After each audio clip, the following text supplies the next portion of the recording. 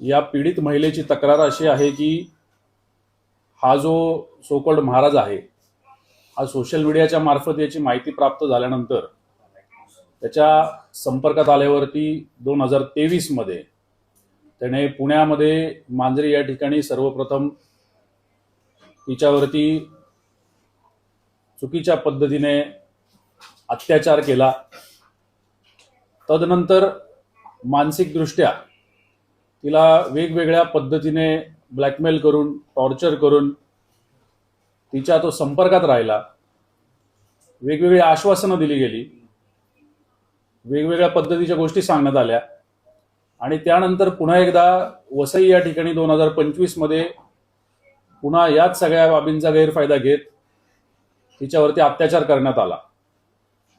या सगळ्या प्रकरणाबाबत ज्यावेळी खरोखर जाणीव झाली की अशा प्रकारच्या गोष्टी घडलेल्या आहेत, त्यावेळी ही पीडित महिला ही वसईमधील पोलीस स्टेशन येथे पोहोचली आणि तिने या सगळ्या घटनेबाबत त्या ठिकाणी तक्रार नोंदवली।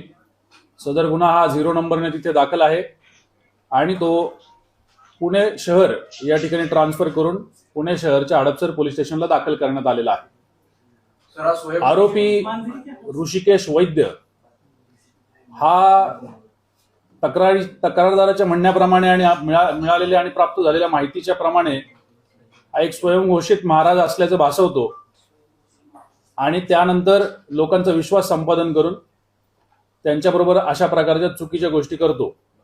याचा शोध घेतला जात आहे। जवळपास 4 टीम्स याचा शोध घेत आहेत। आताही आपण बोलत असताना काही टीम्स याचा माग काढत इतर जिल्ह्यांमध्ये त्याचा शोध घेत आहेत।